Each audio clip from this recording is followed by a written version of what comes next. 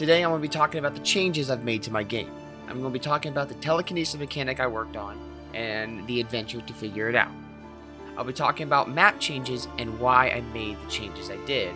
And finally, the menu screen and UI I worked on as I moved towards a playtesting stage. The story about creating a telekinesis mechanic came from the star on the top of my wizard's head. I was researching ways to make it start to follow and float around the player. But I didn't want it to just slowly bob along and move directly towards you. I wanted it to spring around and bounce and react to your changes with momentum. I wanted it to ragdoll. It was then I came across the Unity joints and their usages. There are 5 joints in Unity's default. Character joints, which are like ragdoll joints, which I didn't use because the star is detached from the character.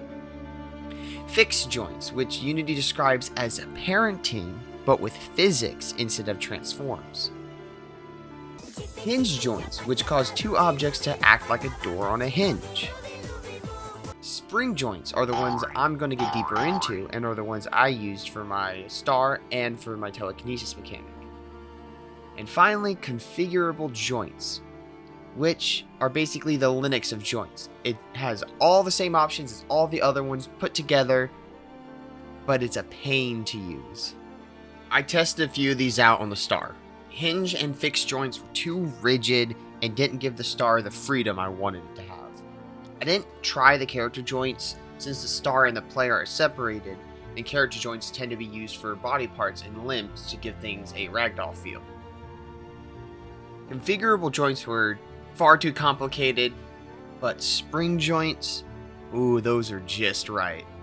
Spring joints allow the star to move far away from the player and come back to the player smoothly and bounce around as it tried to perch itself back on the hat. I liked the way this looked, and it felt wonderful. And while I was testing it, it kind of hit me. I don't have to just use the spring joint for the star. I could make any object follow my player with spring joints. My mind decided to go down a rabbit hole and think about many possibilities in the spring joint. And it really stuck on a telekinesis mechanic. Using the spring joint would save me a lot of trouble.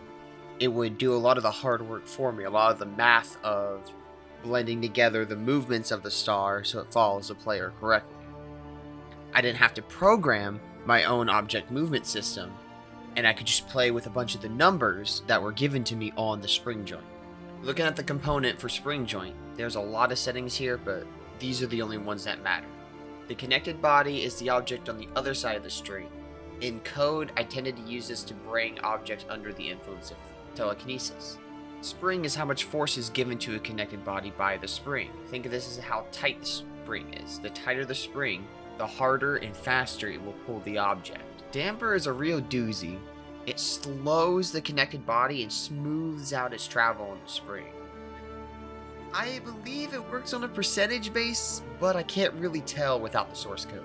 Minimum and maximum distance are the limits of the spring's pull.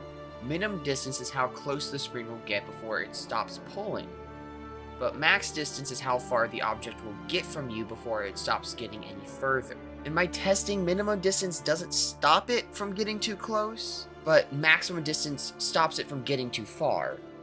I think minimum distance just stops the spring from applying additional force to the object when the object gets too close, rather than a stale wall like the maximum distance does. For my purpose, these were the only settings I really changed. I'm not entirely sure what the other settings do, but it doesn't matter because I could ignore them. As for some visual feedback, I used an outline script I found on the Unity Asset Store under the name Simple Outline. This worked for telling the player which objects you can grab, have grabbed, and other small visuals unrelated to the telekinesis, like enemies and doors. Right now, I'm working on an adaptive audio system for the objects using Fmod. I want objects to make dynamic noises based on how fast and how hard they run into stuff, and I found that Unity's audio solution is not working for me.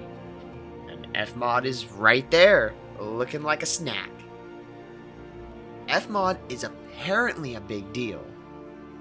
It's used in games like Sekiro, Dark Souls 3, and Roblox, which are like my top 3 favorite games. Meaning, it will be a big deal to understand how this works and to make stuff in it. I'm no audio engineer, but learning how to implement the banks created in Fmod may be essential for a game programmer.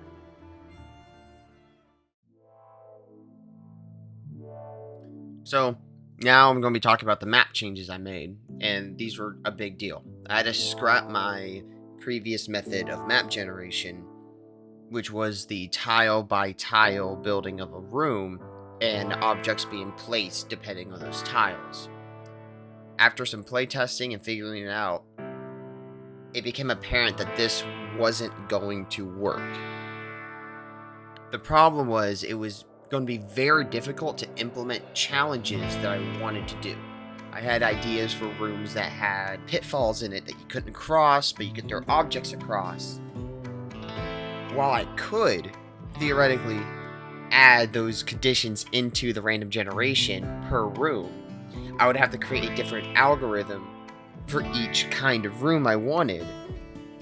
And that didn't seem plausible, or it seemed plausible, it didn't seem practical. It would be a lot of work for very little payout. So I decided, instead of using a tile generation for each room, I would use a tile generation for a dungeon.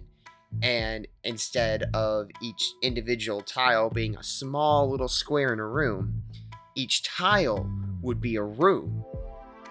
And so I created a bunch of room prefabs, handcrafted them based on the challenges and vision I had, and then put those into a list that the room generation algorithm would then take them like puzzle pieces and put them together in the form of a dungeon.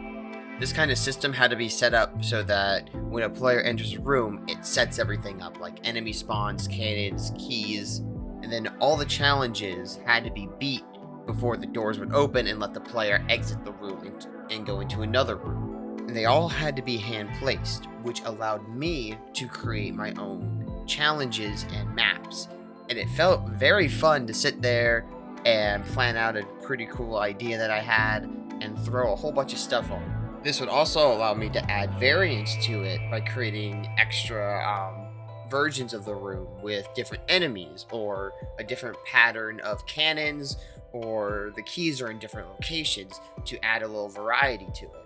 The dungeon objects, though, the ones you can pick up and throw, are a little bit different.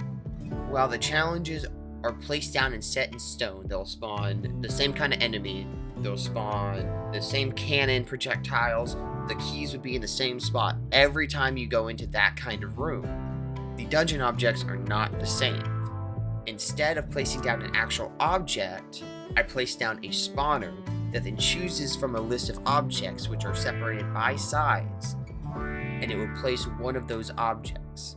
The dungeon furniture pack that I got in the previous video was full of objects to play around with and create these awesome little set pieces. I created spawners for small objects, spawners for medium objects, and spawners for large objects. And then a special spawner that spawns objects on walls, since the pack came with some flags and a wall torch that I think looked pretty cool. So, for creating a menu screen, I had originally downloaded a UI art pack to throw together a menu. And looking back on it, I should have seen this problem coming, because the UI pack looks way too much like a mobile game, and I really don't like how it looked with my game.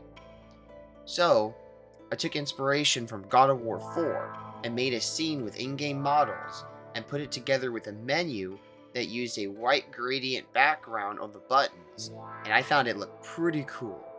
For a 2-hour project, this menu turned out really well. There's a start, settings, and an exit button. Do not believe your lying eyes. That button says quit, not start. You're crazy. You're seeing things. They're in your walls. They're listening. They're under your skin. Take off your skin. The settings button only gives you audio changers right now, but I plan to change that and add in a resolution option. And if I'm feeling a little evil, I'll add the resolution setting as a slider as well. I'm enjoying making this game, and I can't wait for the game to be out there and played by actual people, besides me. The first playtest will be a prototype, and while it's out for the public, I will be changing the code from a prototype code to more production code. I have plenty of duplicated code that I could refactor into better code. Like 3 different projectile systems that I should really merge into one. And then there are plenty of other small adjustments I should be making. You can check out my itch.io page in the description and subscribe to be notified when I release playtesting version of the game. But other than that, y'all can take care.